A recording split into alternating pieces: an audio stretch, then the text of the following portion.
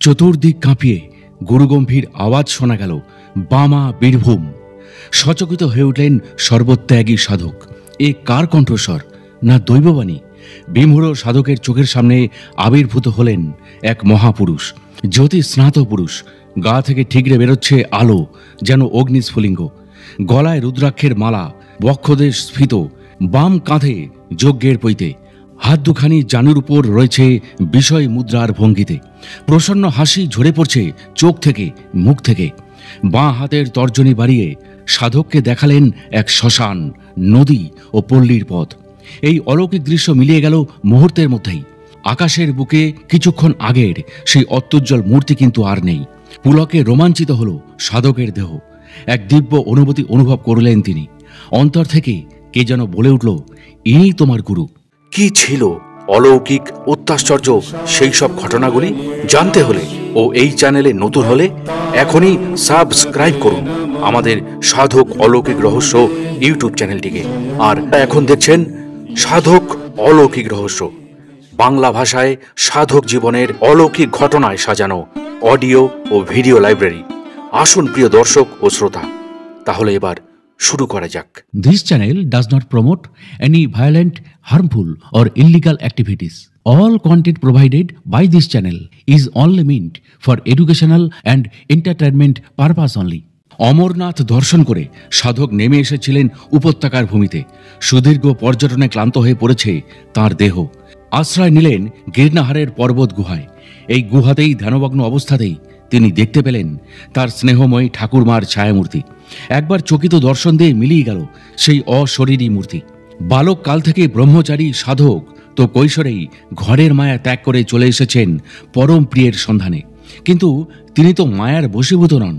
পর্বত গুহা থেকে বেরিয়ে তিনি এগিয়ে গেলেন সমতল ভূমির দিকে। চারিদিকে প্রকৃতির অপূর্ব দৃশ্য। মুগ্ধ বিস্ময়ে সাধক প্রকৃতির সৌন্দর্য উপভোগ করছেন। এমন সময় পাহাড়ের গায়ে গায়ে ধ্বনিত প্রতিধ্বনিত হতে লাগলো বামা বীরভূম নামে সেই অদ্ভুত তীব্র আওয়াজ। 1887 সালের কার্তিক মাসের সেই অভীষ্ট দিনটি কিন্তু চলে এলো। সিদ্ধ পুরুষ সর্বজ্ঞ তারাপীঠ ভৈরব বামদেব পাণ্ডাদের কাছে ইঙ্গিত দিচ্ছেন নিজের আসনের অধিকারীর কথা। হেঁয়ালিতে বলছেন, দাদা আজ আসছেন।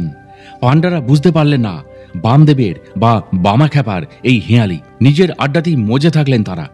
হঠাৎ পাণ্ডারা চমকে উঠে দেখলেন কুঠার হাতে একজন জ্যোতিস্নাত পুরুষ তারামায়ের মন্দিরকে প্রণাম করে তাদের একজনকে জিজ্ঞাসা করলেন, বামাখ্যাপা কোথায়, বামদেব কোথায়? ভয় পেয়ে পাণ্ডারা তাড়াতাড়ি সেই আগন্তুককে নিয়ে গেলেন বামদেবের কাছে। উপস্থিত হওয়া মাত্রই বলে উঠলেন, দাদা এসেছেন, আমি কতকাল ভাবছিলাম। বামদেবের পায়ের কাছে আত্মসমর্পণ করলেন সেই আগন্তুক ভীষণ সাধক। নদী এসে মিলিত হলো বিশাল সমুদ্রে। মনের চাঞ্চল্য কমে গেল, অন্তরে আনন্দের বন্যা। বাল ব্রহ্মচারী দীর্ঘকেশ যেন লম্বিত বাহু তেজস্বী স্থির যৌবন সাধক সেই গুরুকে সম্বোধন করে বললেন, কথা আমায় ডেকেছেন কেন? গুরু বামদেব স্মিত হাসিতে উত্তর দিলেন, আজ নয়, কাল নয়, পরশু নয়, 3 দিন বাদে আপনার জন্মদিন। সেই দিন বোঝাপড়া করা যাবে কেন ডেকেছি। এই সাধক শ্রী বামের প্রিয় শিষ্য হলেন তারাখ্যাপা, পুণ্যভূমির গাড়োয়াল। এখানেই মহেশ্বর কিরাত রূপ ধরে বনবাসী অর্জুনের বীরত্ব পরীক্ষায় অবতীর্ণ হয়েছিলেন। খুশি হয়ে অর্জুনকে দিয়েছিলেন নিশুল পাশুপত অস্ত্র। গাড়োয়ালের সঙ্গে বাংলার সম্পর্ক প্রায় 1200 বছরের। তারাখ্যাপার পূর্বপুরুষেরা গৌড় থেকে গাড়োয়ালের রাজ দরবারে দায়িত্বপূর্ণ পদে নিযুক্ত হলেন। বাংলা থেকে অনেক দূরে থাকলেও মনে প্রাণে তাঁরা ছিলেন বাঙালি। 19 শতকের মধ্যভাগের কথা। গাড়োয়ালের রাজ দরবারের এক উচ্চ পদস্থ ব্রাহ্মণ রাজপুরুষের মনে কিন্তু শান্তি নেই। অঝরে কাঁদছেন তার স্ত্রী। দৈনন্দিন কাজকর্মে কিন্তু অবহেলা নেই, যদিও হৃদয়ে সীমাহীন যন্ত্রণা। বংশভোজী আর থাকে না। সন্তানের কামনায় ব্যাকুল এই দম্পতি। ধর্মপ্রাণ স্বামী স্ত্রী কুলদেবতা বটুক ভৈরবের সাধনায় নিয়োজিত করলেন নিজেদের মন প্রাণ ঢেলে। গভীর রাত্রে স্তব্ধ তখন জনপদ। সুষুপ্তির কোলে আচ্ছন্ন ক্লান্ত মানুষ। জেগে আছেন শুধু ওই দম্পতি। গৃহদেবতার পাদপীঠের সামনে কখনো ধ্যানে মগ্ন, কখনো বা নিমিলিত চোখে পদ্মাসনে বসে আছেন। ঠোঁটে কাঁপছে ইষ্টনাম। চলছে হোম যজ্ঞ বলিদান। সুদীর্ঘ 12 বছর ধরে কঠোর সাধনায় ব্রতী হলেন তারা। ভক্তির পদ্ম অশ্রুজলে ধুয়ে দিয়ে অর্ঘ্য দিচ্ছেন মহাকালের পায়ের তলায়। এত কৃচ্ছ সাধনার ফল বুঝি মেলে না। আত্মীয় স্বজনরা বলেন, আবার বিয়ে করো, সায় দেয় না তাদের মন। এই দুই আত্মা এক হয়ে আত্মবলিদানে উদ্যত হলেন মহেশ মহাদেবের পায়ে। অবশেষে পাথরের মূর্তিতে জাগল কম্পন। চিন্ময় হয়ে উঠলেন বটুক ভৈরব ভক্তের প্রবল আকুতিতে। মুগ্ধ সাধক দম্পতির চোখের সামনে ভাস্বর হয়ে উঠলেন বিগ্রহ মূর্তি। ভূ লুণ্ঠিত হয়ে প্রণিপাত হলেন তারা। উচ্চারিত হল দৈববাণী, তোমাদের আরাধনায় তৃপ্ত আমি। শেষ হলো তোমাদের দুঃখের রাত। স্বয়ং আমি তোমাদের ঘরে আসব সন্তান রূপে, সেবা নেব তোমাদের কাছে, কিন্তু দীর্ঘকাল গৃহবাসী করে রাখতে পারবে না। অল্প বয়সে গৃহত্যাগ করে জগতের কল্যাণে নিয়োজিত করব নিজেকে। শেষ হলো সেই অলৌকিক বাণী। জ্যোতির ঘন বিগ্রহ মূর্তির প্রসন্ন মুখ থেকে ঝরে পড়ছে অমৃত ধারা। সেই ধারায় আপ্লুত হলেন সেই স্বামী স্ত্রী। রোমাঞ্চিত দেহ, চোখে আনন্দের অশ্রু। ধীরে ধীরে জ্যোতির ধারা ঘিরে ফেলল তাঁদের। আবার সম্বিত ফিরে এলো তাঁদের। পাহাড়ের গায়ে ফুটে উঠল উষা। গাছে গাছে হিমানির আবরণ খুলে গেল। উল্লাসে গান গেয়ে উঠল নাম না জানা কত পাখি। শেষ দিল রাজপ্রাসাদের টিয়া, ময়না আর চন্দনা। নহবত বেজে উঠল রাজপ্রাসাদের তোরণ শীর্ষে। মহাকালের মন্দিরের প্রভাত আরুত্রিকের মঙ্গল ধ্বনি ছড়িয়ে পড়ল ভোরের কুয়াশা ভেদ করে দিক থেকে দিগন্তে। দেখা গেল হিমগিরির শৃঙ্গের অন্তরাল থেকে স্বর্ণাভ দ্যুতি হিরণময় সূর্যের জবা কুসুম শঙ্কাশং। আশীর্বাদপুত ভক্ত দম্পতি যোগগ্রস্ত হয়ে থাকলেন। দৈবী অনুগ্রহ লাভ করেছেন তারা। ভক্তিমতী নারী উপলব্ধি করলেন তার সর্বাঙ্গ জুড়ে এক সত্তার আবির্ভাবকে। কখনো উল্লাস, কখনো ত্রাস, কখনো ভারী হয়ে ঝরে পড়ছে দেহ থেকে, মুহূর্তেই যেন হালকা। স্বামী স্ত্রী দুজনেই জপ সাধনায় রত থাকছেন, প্রস্তুত করে তুলছেন তাদের দেহ মনকে। সেই দেবাদিদেব শঙ্কর করুণা করেছেন। কালক্রমে উপস্থিত হল ইংরাজি 1846 সাল, বাংলা 1253 সনের 8ই কার্তিক, শুক্রবার, কার্তিকী শুক্লা দ্বিতীয়া, ভাতৃ দ্বিতীয়া। সেদিন অগণিত মহাত্মা সিদ্ধ সাধক শিবাবতার শঙ্করাচার্যের সাধনপুত গাড়োয়াল ভূমির রাজধানী শ্রীনগরের শুদ্ধ ব্রাহ্মণ ভক্তি দম্পতির কোলে আবির্ভূত হল সেই পুণ্যবান শিশু। আকাশ বাতাসে আনন্দের বন্যা। হেমন্তের পাখি কলতান করে উঠল। কৈলাস শিখর তখন তুষারে ঢাকা পড়েছে। কেদারখণ্ড আবৃত হবেন। কৈলাসপতি ভক্তের কাছে এলেন। ভক্ত যেভাবে তাকে ডাকেন তিনি সেইভাবে, সেই রূপেই তার কাছে আসেন ভক্তের মনোবাঞ্ছা পূরণের জন্য। ঘর আলো করা শিশুর নাম করা হলো প্রমথেশ। সকলেরই আদরের দুলাল প্রমথেশ। মাতামহী অত্যন্ত আদর করতেন সেই শিশু প্রমথেশকে। জেদি হয়ে উঠলেন সবার আদর পেয়ে। অল্প বয়সেই বাবা প্রমথেশকে দিলেন যজ্ঞের পৈতে। এক গাম্ভীর্যপূর্ণ পরিবেশে বৈদিক মন্ত্রোচ্চারণের আবহমণ্ডলে প্রমথেশ পেলেন গায়ত্রী মন্ত্র। ধ্যানস্থ হয়ে পড়লেন বালক। সবিতার তেজ উদ্দীপিত করে তুলল রুদ্র তেজকে।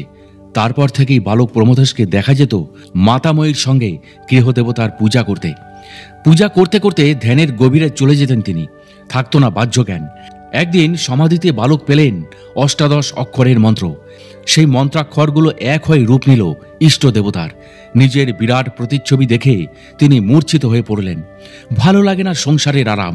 মা, বাবা, ঠাকুমা, দিদিমাদের স্নেহ আকর্ষণ করতে পারছে না বালক প্রমথেশকে। সুযোগ পেলেই নির্জনে ব্যাঘ্র চম্রের আসনে তিনি উপাসনা করেন। ধ্যানস্থ কিশোর প্রমথেশকে দেখে বাবা মায়ের মনে জেগে উঠত। হাত জোর করে প্রণাম করতেন। তাঁর উদ্দেশ্যে স্তোত্রে উচ্চারণ করতেন শিব মন্ত্র। পরক্ষণেই হু হু করে উঠত মায়ের মন। এই বুঝি দৈববাণীর শেষ কথা ফলতে চলল। তার সন্তান বুঝি আর সংসারে থাকবে না। কিশোর প্রমথেশ যা চাইছে তাই পাচ্ছে। বাবা মায়ের ভয় না পাওয়ার অভিমানের ছুতো করে যেন পালিয়ে না যায় তাঁদের নওল কিশোর। সদা আশঙ্কিত বাবা কয়েকজন ভৃত্যকে রাখলেন কিশোর প্রমথেশের উপর নজর রাখতে, কিন্তু শেষ রক্ষা বুঝি আর হয় না। উদাসীন প্রমথেশের তখন 12 বছর বয়স। হৃদয়ে সংকল্প করলেন সংসারের মায়া কাটাতে হবে। বৃহত্তর জগৎ তাকে ডাকছে হাত ছানি দিয়ে। এলো সেই নির্ধারিত নিশাকাল। সেই গভীর নিশীতে গৃহত্যাগ করেছিলেন সিদ্ধার্থ বুদ্ধত্ব লাভের আকাঙ্ক্ষায়। নিমাই পণ্ডিত শ্রী চৈতন্যের রূপান্তরের মানুষে, আর প্রমথেশ তার নামে উন্মাদ হবার বাসনায়। প্রতিজ্ঞায় অটল প্রমথেশ গভীর রাতে ঘর থেকে বেরিয়ে আসলেন নিঃসারে। বাইরে এক আমবাগানের তলায় এসে দাঁড়ালেন। ধরণী তখন ঘুমিয়ে রয়েছে। ঘরে ঘরে দ্বীপ নিভে গেছে। শুকশয্যায় শুয়ে রয়েছে মানুষজনেরা। তাদের নিঃশ্বাস পড়ার আওয়াজও তিনি শুনতে পাচ্ছেন। চারিদিকে মৌন গিরিশৃঙ্গ। ডেকে উঠল পেঁচার কর্কশ কণ্ঠ। তড়িৎ গতিতে তার মা উঠে এলেন। সবার চোখে ঘুম আসছে, কিন্তু তার চোখে তো ঘুম আসেনি। নারী ছেঁড়া ধন বুঝিবা পালিয়ে যায়। তিনি এসে দাঁড়ালেন ছেলের সামনে। ব্যথায় বেদনায় অশ্রু উদ্বেলিত নয়নে তিনি তার পুত্র প্রমথেশকে চেপে ধরলেন। বাকরুদ্ধ কান্নায় কম্পনে প্রকম্পিত প্রমথেশ জননী। ছেলের অঙ্গ ভেসে গেল মায়ের চোখের জলে। কিন্তু তার ছেলে তো হিমাদ্রিতুল্য অটল, সংকল্পে অবিচ্যুত। মায়ের অশ্রুজল, মাতামহীর সীমাহীন স্নেহ, পিতার অতলান্ত ভালোবাসা, বৃত্ত ঐশ্বর্য কিছুই তাকে ধরে রাখতে পারল না সেদিন। বুদ্ধ, চৈতন্য, শঙ্কর, তৈলঙ্গ স্বামী, শ্রীরামকৃষ্ণ, বামাখ্যাপা আরও বহু সাধকের কাউকে পারেনি মায়া তার মোহজাল দিয়ে বেঁধে রাখতে। কিশোর প্রমথেশকে মা যেন কি ইঙ্গিত করলেন।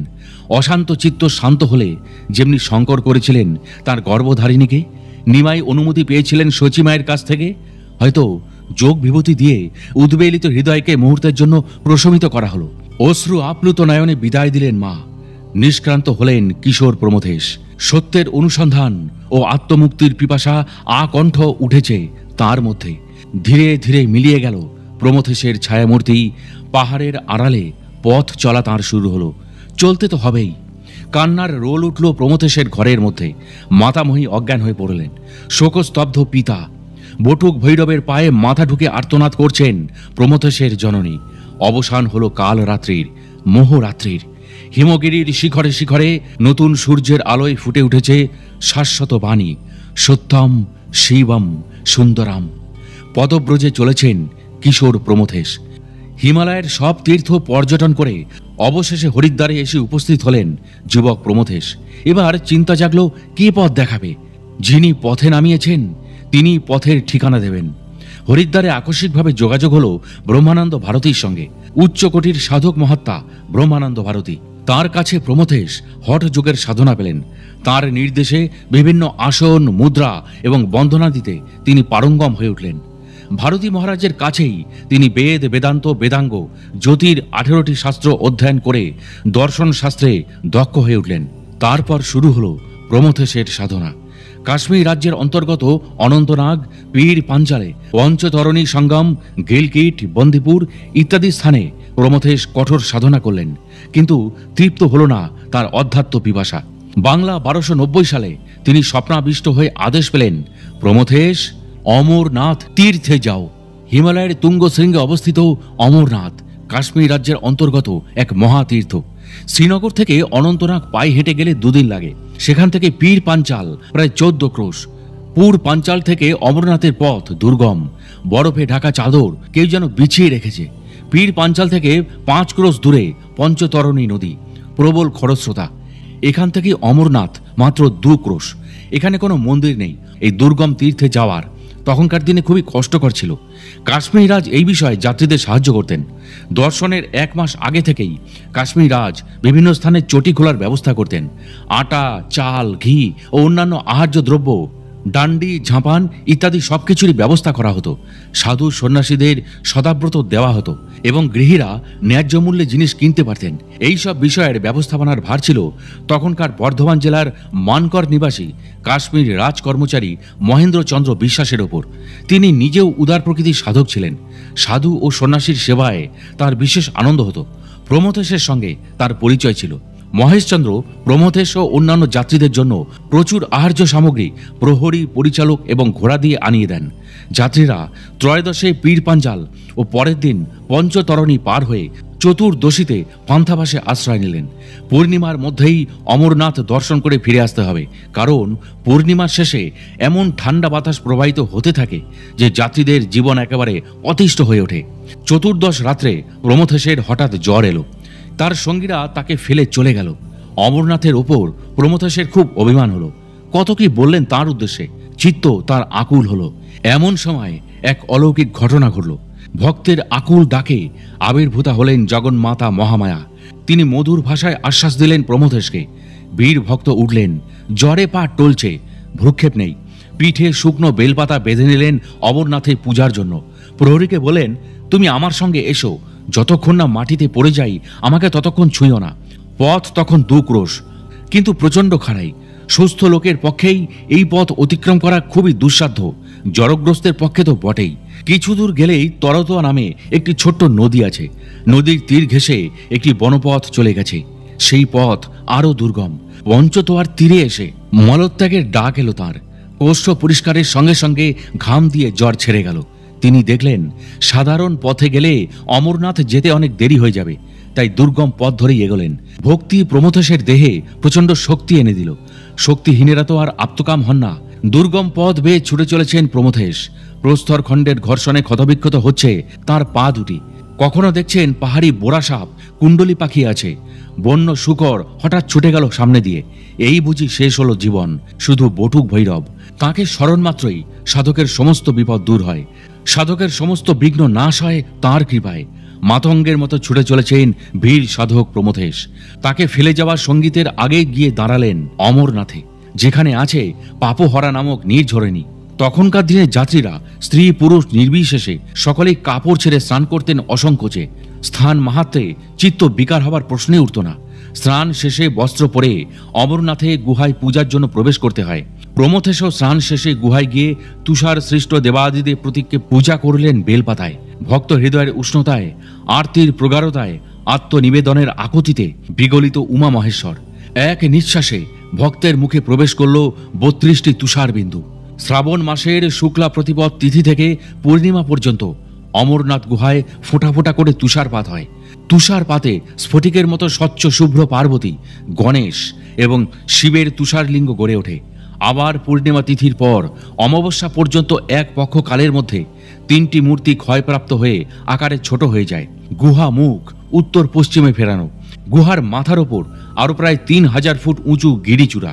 সেখান থেকে ঝুলছে তুষার নদী।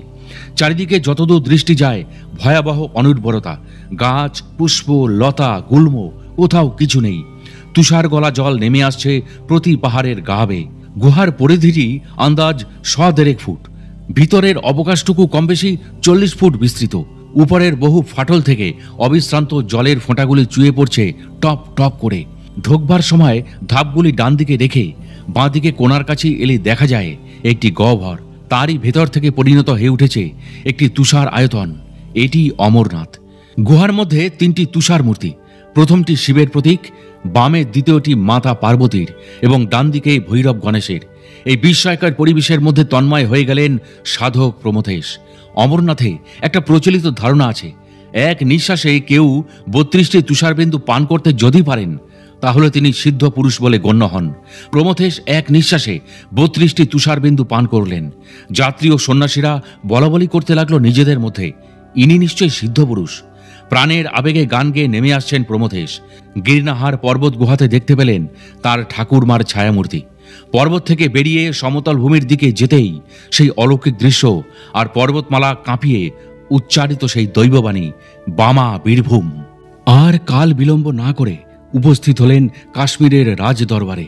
মহারাজের কাছে এসে বললেন দৈববাণী ও অলৌকিক ঘটনার কথা। এই দরবারের বর্ধমান নিবাসী মহেশচন্দ্র বিশ্বাসের কথা তো প্রিয় দর্শক বন্ধু আগেই আপনাদের বলেছি। আরও একজন পবিত্র চরিত্র বাঙালি ছিলেন গগনচন্দ্র বিশ্বাস। কাশ্মীর রাজ দরবারে তিনি কাজ করতেন, ইঞ্জিনিয়ার। এরা দুজনেই তারাপীঠের সিদ্ধ পুরুষ বামা খেপার অলৌকিক জীবনের কাহিনী বলেন। তাদের কাছেই প্রমথেশ শুনলেন তারা মায়ের কথা। মহাপীঠ তারাপীঠের রহস্য শুনলেন অত্যন্ত আগ্রহের সঙ্গে। বিহ্বল হয়ে পড়লেন সাধক প্রমথেশ। মন চলে গেল রারভূমির নিভৃত পল্লীর পথে। কাশ্মীর মহারাজ প্রমথেশকে বীরভূম যাওয়ার ব্যবস্থা করে দিলেন। আর দেরি নয়, মন ছুটে চলেছে বীরভূমের দিকে। তরুণ যোগী প্রমথেশের এখন পূর্ণ যৌবনের সময়। হিমালয়ের কোলে মানুষ হয়েছেন তিনি, তাই তার চেহারাও তেমনি সবল সুদৃঢ়। যেন লম্বিত বাহু, বিশাল বক্ষস্থল, চোখে অপূর্ব জ্যোতি, রেশমি কাপড় খাটো করে পরা গায়ে রেশমি পিরান, কাঁধে নিজের ব্যবহারের জিনিসপত্র। দুর্নিবার আকর্ষণে তিনি ছুটে চলেছেন নিচের দিকে।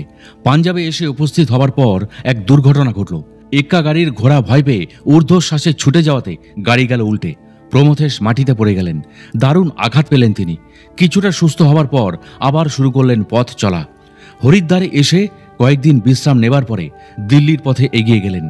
দিল্লিতে তখন ডাক্তার হেমচন্দ্র সেনের খুব নামডাক। ডাক্তার সেন যোগী প্রমথেশের কথা শুনেছেন তার বোনের কাছে, এখন হাতে পেয়ে যেন বর্তে গেলেন। চিকিৎসক দম্পতি যোগীবরকে গুরু সম্মানে সেবা পরিচর্যা করতে লাগলেন। তাঁদের যত্নে প্রমথেশ অল্প দিনের মধ্যে সুস্থ হয়ে উঠলেন। তখন 1887 সাল, মহারানী ভিক্টোরিয়ার 5ম বার্ষিক রাজ্যোৎসবে দিল্লি সাজসজ্জায় আনন্দে কলরবে একেবারে মুখরিত হয়ে উঠেছিল। এই দরবারে ভারতের সেবার বহু সামন্ত নরপতি, রাজা মহারাজা জ্ঞানীগুণীর দল আমন্ত্রিত হয়েছিলেন।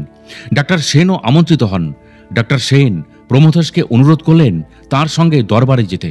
ডাক্তারবাবু অনুরোধ জানাতেই একসময় কে যেন প্রমথেশের কানে কানে বারে বারে এসে বলল, দরবার কি দেখবে? কে তুমি? তোমার স্বরূপ কি? এর চেয়ে অনেক বড় দরবারে তোমার ডাক পড়েছে, সেখানে তোমার দরকার, শীঘ্র চলে যাও সেখানে। আর কাল বিলম্ব করলেন না প্রমথেশ। চিকিৎসক দম্পতির কাছ থেকে বিদায় নিয়ে রেলগাড়িতে করে উঠে এলেন বাংলায়। কার্তিক মাস তখন, প্রমথেশের জন্মমাস। পথে 3 দিন তার অনাহারে কেটেছে, কোনো দিকে ভ্রুক্ষেপ নেই। তার গন্তব্যস্থল তখন তারাপীঠ। মল্লারপুরে এসে দৌড়তে আরম্ভ করলেন প্রমথেশ। কে যেন আকর্ষণ করছে তাকে। পরনে খাটো রেশমি কাপড়, গায়ে কুর্তা, হাতে লাঠি ও কুড়ুল। ছুটে চলেছেন প্রমথেশ। হোঁচট খেয়ে পড়ছেন, তবুও ভ্রুক্ষেপ নেই। কার্তিক মাস, অশ্রান্ত অভুক্ত সাধকের কানে যেন আবার ভেসে আসছে সেই বাণী, বামা বীরভূম। এদিকে তারাপীঠে বামদেবও হেঁয়ালি করে বলছেন, দাদা আজ আসবেন। অবশেষে সেই বাঞ্ছিত সময় এসে পড়ল। গুরু প্রথম দৃষ্টি দিয়েই শিষ্যকে পুত্রপদে বরণ করলেন। আর বামদেবকে দর্শন করেই প্রমথেশের মুখ থেকে বেরোতে লাগলো তারা মন্ত্র, তারা স্তোত্র। পরম সমাদরে গুরু বামদেব প্রমথেশকে বললেন, দাদা কদিন উপবাস আছেন। খাওয়া দাওয়ার পর প্রমথেশ গুরুর সেবায় সারাটা দিন কাটিয়ে দিলেন। এই দিন তারাপীঠে কয়েকজন ভৈরবী এসেছিলেন। তাদের অনুরোধে বামদেব রাতে শিমুলতলায় চক্রানুষ্ঠানে বসলেন। সবাই বামদেবকে অনুরোধ করলেন চক্রেশ্বর পদ স্বীকার করতে। প্রমথেশকে নিয়ে বামদেব অনুষ্ঠানে বসলেন। তিনি এই প্রথম তন্ত্রাচার দেখলেন। চক্রে বসেই তার মনের কুল ছাপিয়ে উঠল তারা প্রেমের। বামদেব তখন তার প্রিয় শিষ্য প্রমথেশকে নিয়ে মহাশ্মশানে প্রবেশ করলেন। কৃষ্ণা চতুর্দশী রাত। প্রমথেশ অকুত ভয়ে গুরুকে অনুসরণ করলেন। শ্মশানের মধ্যে প্রবেশ করতে না করতেই তার সামনে জ্বলে উঠল একটা চিতা। সেই জ্বলন্ত চিতার মধ্যে প্রমথেশ পেলেন তার অভীষ্টা তারামূর্তি। আর সঙ্গে সঙ্গেই আরম্ভ হলো যেন শত শত দানবের হুঙ্কার, হাজার মত্ত হাতির চিৎকার, প্রাণ জল করা অট্টহাসি। প্রমথেশ বামদেবকে জিজ্ঞাসা করলেন, কর্তা, এসব কি আপনার খেলা? কি এসব ঐশ্বর্য? প্রকৃতপক্ষে এসব বামদেবের যোগ বিভূতি।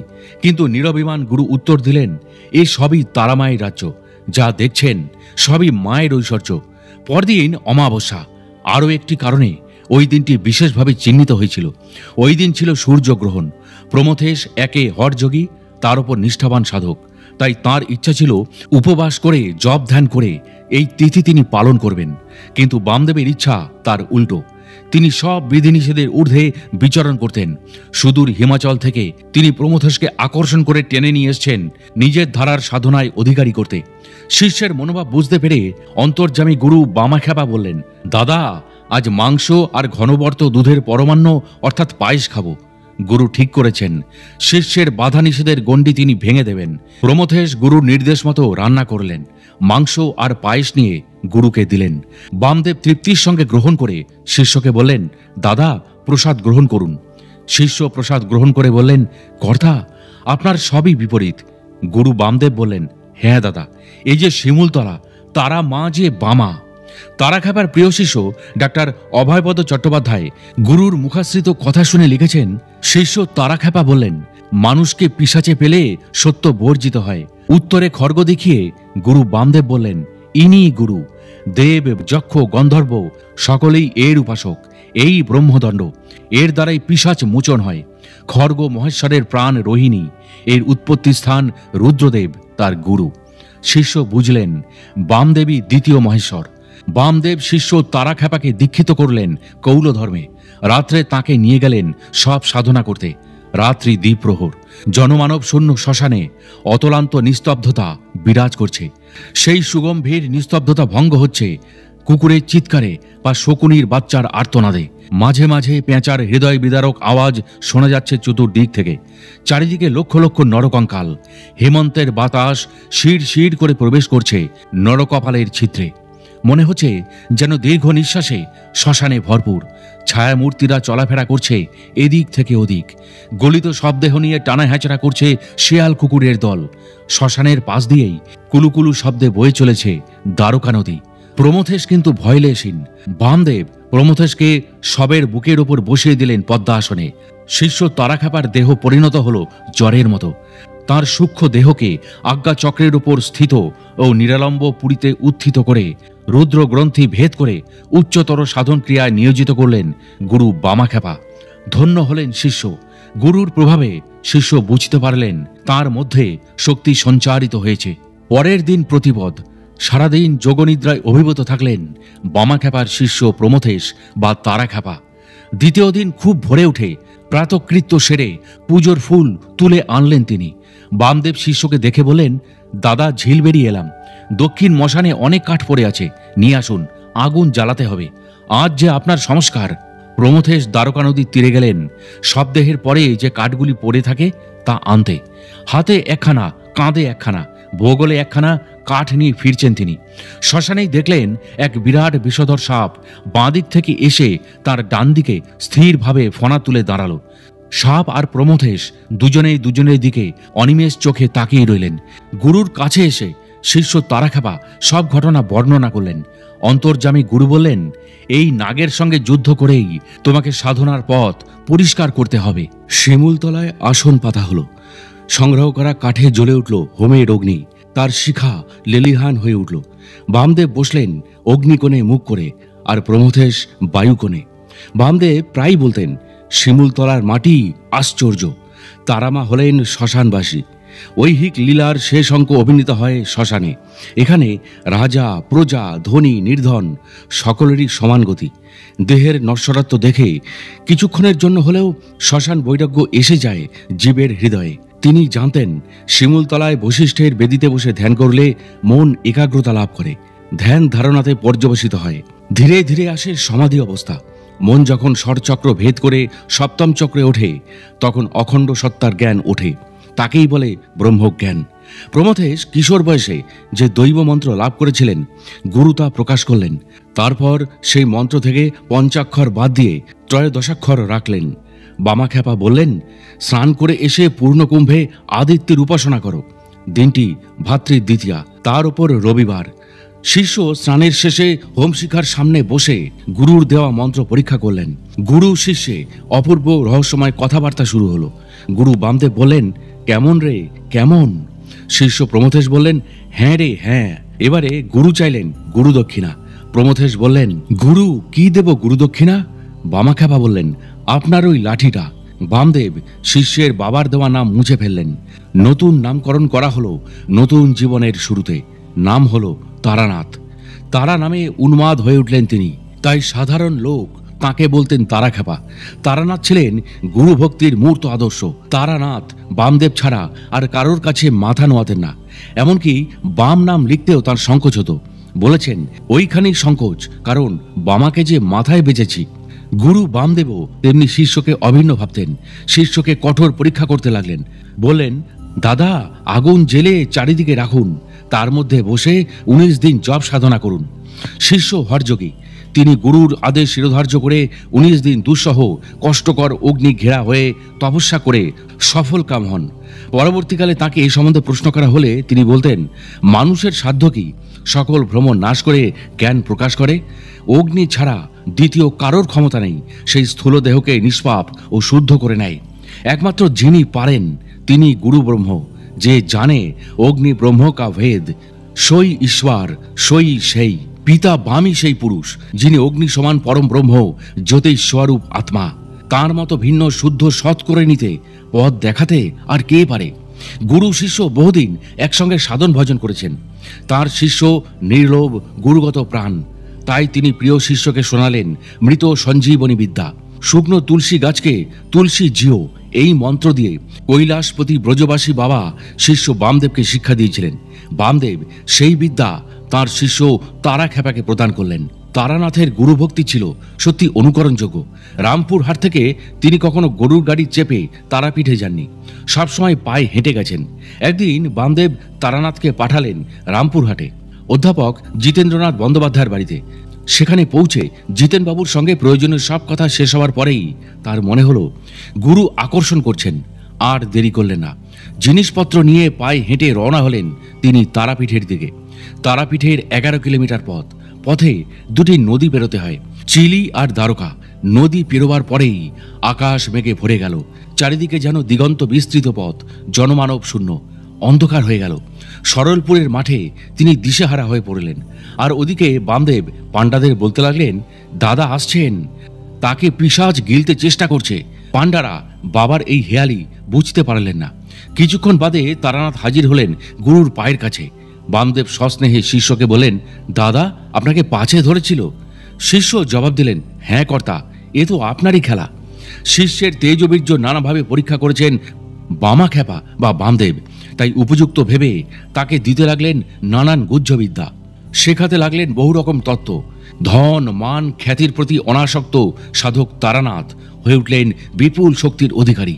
তিনি নিজেই ছিলেন অতি শক্তিশালী আধার। গুরু বামদেব তাই শিষ্যকে দিলেন সিদ্ধ মহাবিদ্যা। বামাখ্যাপার সিদ্ধ আসনের উত্তরাধিকারী কে হবেন, এই নিয়ে সেখানকার প্রভাবশালী পাণ্ডারা নানা জল্পনা করতেন। তারানাথকে তাদের অনেকেই পছন্দ করতেন না, কারণ তাদের মতে তিনি উড়ে এসে জুড়ে বসেছেন, অর্থাৎ বামদেবের প্রিয়তম শিষ্য হয়ে উঠেছিলেন। তেজস্বী তারানাথ সত্য কথা বলতে একেবারেই পিছপা হতেন না। এই কারণে স্বার্থান্বেষীদের কাছে তিনি হয়ে উঠেছিলেন অপ্রিয়। শ্রদ্ধেয় প্রমোদ কুমার চট্টোপাধ্যায় তার তন্ত্রবিলাসীর সাধুসঙ্গ বইতে তার কথোপকথনে বর্ণনা করেছেন। নগেন পাণ্ডা বলছিলেন বামদেবকে, বাবা আপনার পর আর কে এখানকার মাহাত্ম্য রাখবে?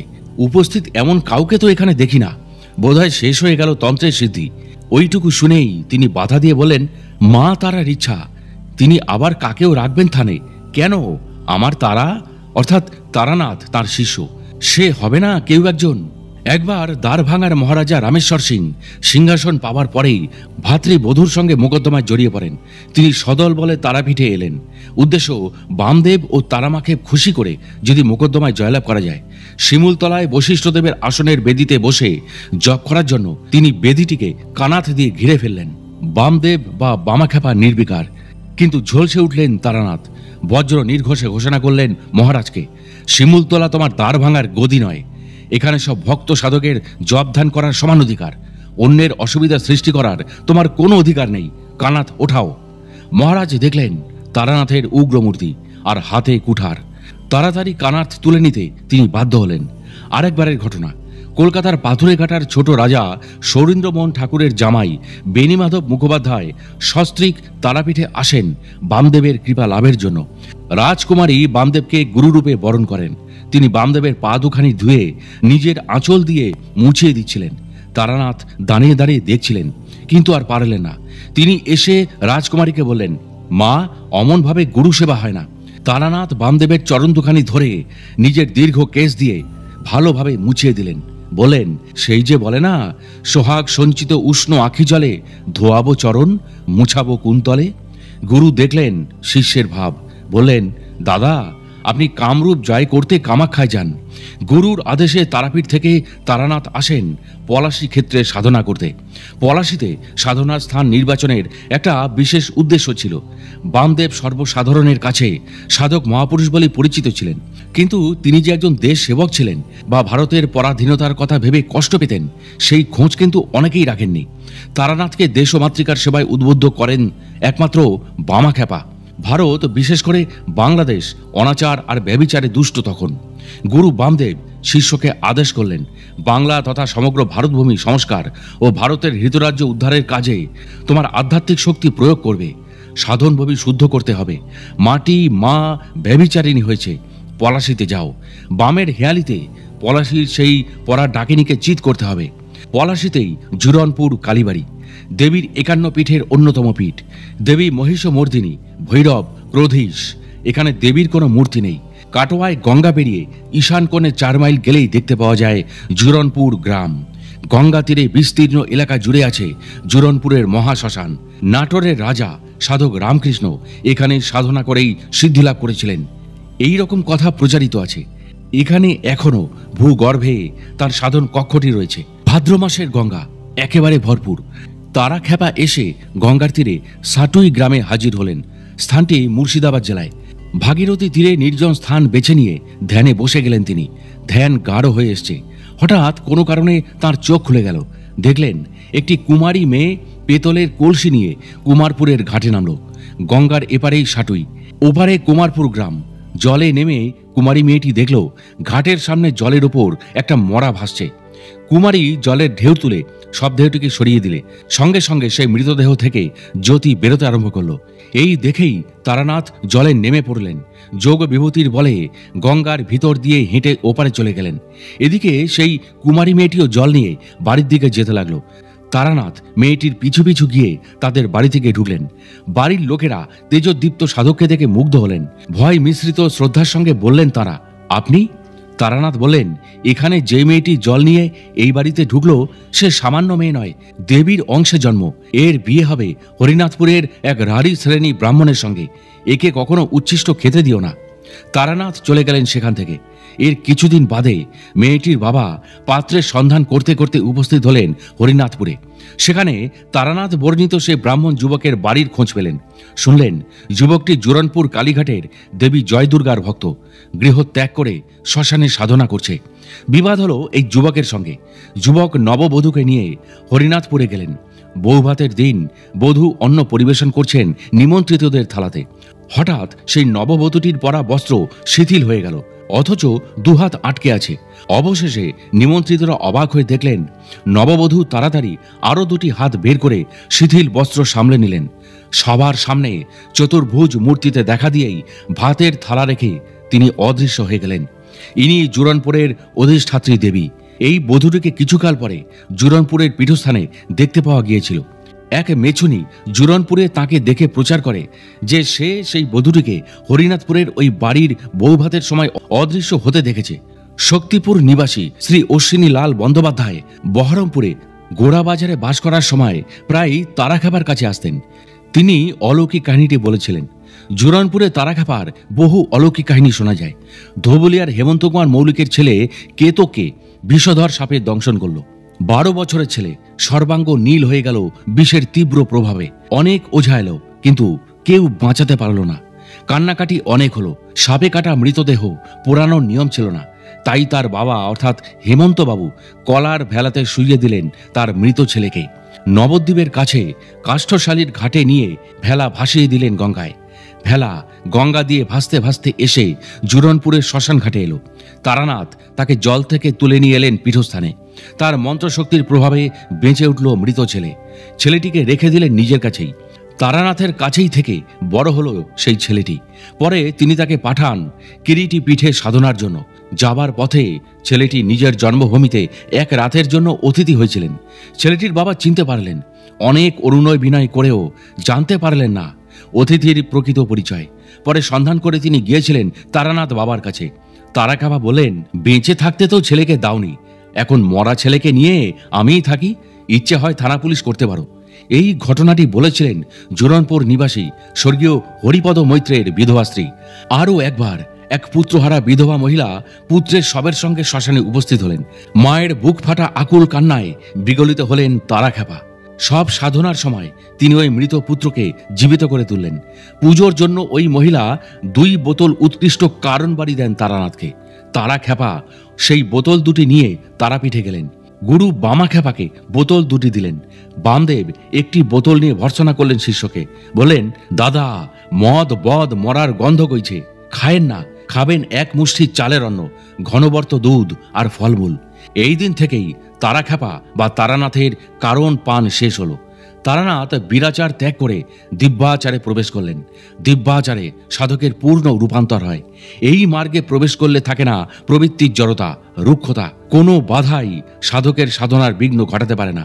সাধকের অন্তর দিব্য আলোকে উদ্ভাসিত থাকে। দিব্য জ্ঞান ও পরাশক্তির অধিকারী হন তিনি। দিব্য মার্গে সাধক ঈশ্বরের মতোই বিচরণ করতে থাকেন। 1902 সালে কাশীধামে তারানাথের সঙ্গে মাতাজি গঙ্গাবাইয়ের পরিচয় হয়। তারানাথের পাণ্ডিত্য, দেশাত্মবোধ এবং তাকে বামদেবের ভাবী উত্তরাধিকারী জেনে মাতাজি খুবই আকৃষ্ট হন। মাতাজি তারাখ্যাপাকে দেন পঞ্চাগ্নি বিদ্যা এবং একত্র সাধনাও করেন। একসময় বালেশ্বরের মহাবিদ্রোহে বাঘা যতীনকে অনুপ্রাণিত করেছিলেন মাতাজি এবং তারাখ্যাপা উভয়ই। মাতাজি তারাখ্যাপার মাধ্যমে বিপ্লবীদের অর্থ সাহায্য করতেন। সাধক কুলের অগ্রগণ্য তারানাথ সিদ্ধ ও আপ্তকাম হলেও কেবলমাত্র আধ্যাত্ম মুক্তির মধ্যেই নিজেকে সীমাবদ্ধ করে রাখেননি। পরাধীন ভারতবর্ষকে শৃঙ্খল মুক্ত দেখার জন্য তার প্রবল বাসনা ছিল। তিনি বলতেন, মাটি হলো মা, এই মা তোমার আমার সকল জীবের পুষ্টি সাধন করেন, আরও দেন আয়ু, আরোগ্য, কান্তি, বল, মেধা, স্মৃতি। গুরু বামদেব তারানাথকে স্বাধীনতা আন্দোলনে যোগ দিতে বলেছিলেন। তাই 1903 থেকে 1907 সাল পর্যন্ত তিনি সক্রিয়ভাবে বিপ্লবীদের সঙ্গে ছিলেন। ব্রহ্মবান্ধব উপাধ্যায়, বারীন্দ্রনাথ ঘোষ প্রভৃতির সঙ্গে একযোগে কাজ করেন এবং সন্ধ্যা ও যুগান্তর পত্রিকায় প্রবন্ধ লেখেন। বারীন ঘোষ, কিরণ মুখোপাধ্যায়, প্রবর্তক সংঘের সংঘগুরু মতিলাল রায় প্রভৃতি বলেছেন, তারা দাদা অর্থাৎ তারানাথ আমাদের আন্দোলনের প্রাণস্বরূপ ছিলেন। সার্ভেন্ট পত্রিকার সম্পাদক শ্যামসুন্দর চক্রবর্তী প্রায় তারাখ্যাপার সঙ্গে পরামর্শ করতে আসতেন। ছাত্র আন্দোলনের নেতা লিয়াকত আলী প্রায়ই আসতেন তারানাথের কাছে নানা পরামর্শের জন্য। বসুমতী পত্রিকার সম্পাদক উপেন্দ্রনাথ মুখোপাধ্যায়, হেমেন্দ্র প্রসাদ ঘোষ, বিপ্লবী অবিনাশচন্দ্র ভট্টাচার্য, ডাক্তার সুন্দরী মোহন দাস প্রভৃতি মুক্ত ব্রতীরা অর্থাৎ বিপ্লবীরা তারাখ্যাপার স্বরাজ সাধনায় অবদানের কথা শ্রদ্ধার সঙ্গে বলেছিলেন। বিপ্লবী রাজনৈতিক কর্মী, রাজা মহারাজা, শিক্ষাবিদ, বৈজ্ঞানিক, সাহিত্যিক, সাংবাদিক প্রভৃতি বিচিত্র ধরনের মানুষ তারাখ্যাপার কাছে যাতায়াত করতেন। তারাখ্যাপাজির দেশপ্রেম ইংরেজ সরকারের কাছে অপরাধ বলে গণ্য হল। এই সময় অর্থাৎ 1904 থেকে 1907 সাল পর্যন্ত তার গতিবিধি ও কার্যকলাপ পর্যবেক্ষণ করার জন্য আহম্মদ হোসেন নামে একজন অফিসার ও কলকাতা পুলিশ বিভাগের কর্তা পূর্ণ লাহিড়ী মহাশয়কে নিযুক্ত করা হয়। পূর্ণ লাহিড়ী মহাশয় অবশ্য খেপাজিকে খুব ভক্তি করতেন। প্রাক্তন মন্ত্রী ও বিপ্লবী ভূপতি মজুমদার তারাখ্যাপার সম্বন্ধে বলেছেন, 1903 সাল, তখন আমার বয়স মাত্র 10 বছর। সেই সময় আমি তারাখ্যাপা বাবার সান্নিধ্যে আসি। তারাখ্যাপা আমার মামা হুগলির উকিল শ্রীশচন্দ্র চট্টোপাধ্যায়ের বাড়িতে বছরে 2-4 বার বা তারও বেশি আসতেন। এই সময় উপেন্দ্রনাথ বন্দ্যোপাধ্যায় হুগলিতে কয়েকজন শিক্ষিত যুবক নিয়ে একটা রাজনৈতিক দল তৈরি করার চেষ্টা করেছিলেন। এই সব যুবকদের সঙ্গে তারাখ্যাপা বা তারানাথের রাজনৈতিক বিষয়ে আলোচনা হতো। তারাখ্যাপা এই অভিমত প্রকাশ করতেন যে সশস্ত্র বিদ্রোহ ছাড়া আর অন্য কোনো উপায়ে এই দেশ থেকে ইংরেজকে তাড়ানো সম্ভব নয়। তারাখ্যাপার মতে ছোট ছোট ছেলেদের নিয়ে মানুষ কে, মানুষের জীবন কি, বাস্তবিক মানুষ অমর, রামায়ণ মহাভারতের যুদ্ধ বিগ্রহ সম্বন্ধে নানা রকম গল্প, এইসব বিষয় নিয়ে তিনি আলোচনা করতেন। প্রতি সন্ধ্যায় যুবকদের মুখে মুখে গীতার উপদেশ দিতেন। বিপ্লবী দলে যখন 1905 সালে স্বদেশী আন্দোলন আরম্ভ হলো, তখন তিনি খোলাখুলিভাবে বলতেন আরও ব্যাপক সশস্ত্র বিদ্রোহ করতে হবে। 1907 সালে খেপাজি চক্রধরপুর অঞ্চলে আদিবাসীদের মধ্যে চলে যান। তারপরেই আলিপুর বোমা মামলা আরম্ভ হয়। বিপ্লবী আন্দোলনের সময়ে তারাখ্যাপা বিপ্লবী যুবক সংগ্রহের কাজে ব্যস্ত থাকতেন। 1907-08 সালে চক্রধরপুরের রাজা রাঠোর রাজপুর বংশীয় অর্জুন সিং এর ছেলে কুমার নরপাত সিং এর অতিথি হয়ে চক্রধরপুরের কাছাকাছি কেরা স্টেটের কালীবাড়িতে তিনি কিছুদিন বাস করেন। এখানেই লারকা, কোল, ওরাচি অঞ্চলের মুন্ডা জাতির মধ্যে বিপ্লবের বীজ তারাখ্যাপা ছড়াতে থাকেন। এখান থেকেই নাগপুর, দক্ষিণ পশ্চিম সীমান্তের দুর্গম ও ভয়ঙ্কর সারান্ডা, অরণ্যময় 700 পাহাড়ের দেশ, পূর্ব সীমায় ধলবুম, পূর্ব দক্ষিণে উড়িষ্যার ময়ূরভঞ্জ ইত্যাদি স্থানে তিনি ভ্রমণ করেছিলেন। 1910 সালে তারানাথ আবার ফিরে এলেন তারাপীঠে, আবার বেরিয়ে পড়লেন দেশমাতৃকার সেবায়। 1911 সালে তারানাথ বামাখ্যাপাকে একটি চিঠি দিয়েছিলেন। তখনকার দিনে বিপ্লবীদের চিঠি একটা হেঁয়ালি পূর্ণ হতো এবং এই চিঠি পড়লে তা বুঝতে পারা যায়। তারানাথ সিদ্ধ সাধক এবং বিপ্লবী এই দুটোই ছিলেন। এই কারণে তার চিঠির মর্মোদ্ধার করা বেশ শক্ত ছিল।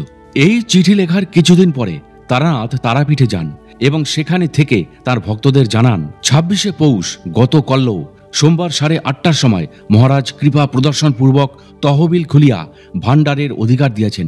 বামদেব বা বামাখ্যাপা যে ইঙ্গিত দিয়েছিলেন তা তারাখ্যাপার ভাষায় ফেড, উভয়ই ফেড। 1907 থেকে 1911 সাল পর্যন্ত তিনি বাংলা, বিহার, উড়িষ্যায় বিপ্লবের বীজ ছড়াতে থাকেন। বাঘা যতীন ওরফে যতীন্দ্রনাথ মুখোপাধ্যায়ের অন্তরে আগুন জ্বালিয়ে দিলেন তিনি। বামদেবের আদেশে তারানাথ মাতাজি ও ডাক্তার সুন্দরীমোহন দাসের সহধর্মিণীর সহযোগিতায় অর্থ ও অস্ত্রশস্ত্র পৌঁছে দিতেন বালেশ্বরের গভীর জঙ্গলে। 1912 সালের প্রথম দিকে তারাখ্যাপা নিজেই প্রশ্ন করলেন, ভাগাড়ে আবার নতুন করে নামাবো কি? তবে আমি কিছুই চাই না। বুড়োজির অর্থাৎ বামদেবের আদিষ্ট কাজ শেষ করতেই হবে। রাষ্ট্রই চাই, চাই। বাংলা 1318 সালের শ্রাবণ মাসে তারাপীঠে নেমে এলো বিষাদের ছায়া। বামদেব চলে গেলেন নিত্যধামে। তারাখ্যাপা তখনও কামরূপে। হঠাৎ কে যেন তাকে স্পর্শ করে বললেন, তুমি কি করিছ? আমি চলিলাম। মুখ ফিরিয়ে দেখেন বামদেবের মূর্তি। তিনি তখনই কামাখ্যা ধাম থেকে তারাপীঠের দিকে যাত্রা করলেন। 3 দিন বাদে এসে পৌঁছালেন তারাপীঠে। এসে শুনলেন এর মধ্যে সবই শেষ হয়ে গেছে। প্রিয় গুরুর অন্তর্ধানে কষ্ট পেলেন তিনি, কিন্তু নিজেকে সামলে নিলেন। সান্ত্বনা দিলেন ভক্তদের, হতবুদ্ধি হয়েও না, তার দেহ চলে গেছে, কিন্তু তার শক্তি ও প্রভাব আমাদের ভেতর দিয়ে কাজ করবে। 1913 সালে তারানাথ 1 বছর ঘুরে বেড়ান তিব্বত, চীন, মাঞ্চুরিয়া, উত্তর কুরুবর্ষ অঞ্চলে।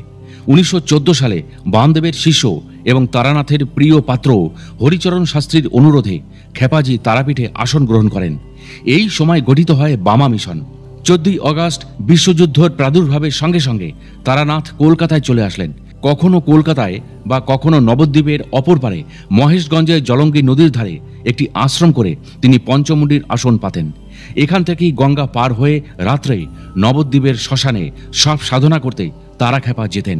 নবদ্বীপের পোড়ামাতলায় একটি ঘরেও তিনি কিছুদিন থেকে সাধনা করেছিলেন। স্বরূপগঞ্জেও তার একটা ছোট আশ্রম ছিল। 1916 সালে পুলিশ তারাখ্যাপাকে গ্রেপ্তার করে এবং বিনা বিচারেই নোয়াখালী জেলার হাতিয়া দ্বীপে তাকে অন্তরীণ করে রাখে। সুন্দরবন গোসাবার স্টেটের প্রাক্তন চিকিৎসক শ্রী অশ্বিনীলাল রায় অন্তরীণ অবস্থায় তারানাথের কার্যকলাপের খোঁজ রাখতেন। ওখানকার দারোগা চক্রবর্তী বাবুর বাড়িতে এক ঝি কাজ করত। এর একমাত্র ছেলে কলেরায় মারা যাওয়ার পরে মহিলাটি অত্যন্ত ভেঙে পড়ে। খেপা বাবা বা তারাখ্যাপার পা জড়িয়ে ধরে কাঁদতে শুরু করে। তারানাথ বললেন, ওরে সরে যা, তোর ছেলে মারা গেছে, তা আমি কি করব? মা নাছোড়বান্দা হয়ে বলল, বাবা আপনি আমার ছেলেকে ফিরিয়ে দিন। বিরক্ত তারানাথ তার লাঠি দিয়ে এক ঘা দিলেন দাসীর মাথায়। লাঠির ঘায়ে মাথা ফাটল তার। মেয়েটি অজ্ঞান হয়ে পড়ল। দারোগাবাবু তাড়াতাড়ি নিয়ে এলেন স্থানীয় এক ডাক্তারকে। প্রাথমিক চিকিৎসার পরে ব্যান্ডেজ বেঁধে মেয়েটিকে পাঠানো হলো নোয়াখালীর সদর হাসপাতালে। ক্রুদ্ধ দারোগা ম্যাজিস্ট্রেটের কাছে নালিশ করল খেপা বাবার বিরুদ্ধে। এদিকে সদর হাসপাতালের ডাক্তার ব্যান্ডেজ খুলে দেখলেন আঘাতের চিহ্নমাত্র নেই। ক্ষত তো দূরের কথা, তিনি পুলিশের ওপর রেগে উঠলেন। এই বিষয়ে তদন্ত করার জন্য magistrate mister Sachi, police super Mohammad Tuni Mirza, IB inspector Shri Sarat Das এবং সার্কেল ইন্সপেক্টরকে নিয়ে হাতিয়ায় আসেন। ম্যাজিস্ট্রেট মিস্টার সাচি খেপা বাবাকে রূঢ় ভাষায় কথা বললেন। মুহূর্তে জ্বলে উঠল রুদ্রতেজ। সিংহনাদে গর্জে উঠলেন তারাখ্যাপা। তার মাথার চুলগুলি খাড়া হয়ে উঠল। চোখ থেকে বেরোতে লাগলো আগুনের হালকা। ব্রহ্মতেজের দহনে পুড়ে গেল ম্যাজিস্ট্রেটের কপালের চুল। কালো কালো দাগ হয়ে গেল কপালে। স্তম্ভিত ও হতবাক সবাই। এবারে আর সেই দম্ভ নেই। নতজানু হলেন ম্যাজিস্ট্রেট সাদা চামড়ার সেই ইংরেজ সাহেব। যন্ত্রণায় চিৎকার করে উঠলেন, ও ক্রাইস্ট, ও ক্রাইস্ট। খেপা বাবার পায়ের কাছে বসে তিনি বলতে লাগলেন, আমি জার্মান। ছেলেবেলায় ভারতীয় সাধুদের সম্বন্ধে অনেক অলৌকিক কাহিনী শুনেছি। ঘটনাচক্রে ভারতীয় সিভিল সার্ভিসে যোগদান করে ভারতে আসি। আমার ইচ্ছে ভারতের সাধু দর্শন করব। ক্রাইস্ট শেষ হাত পূর্ণ করে দিলেন আজ।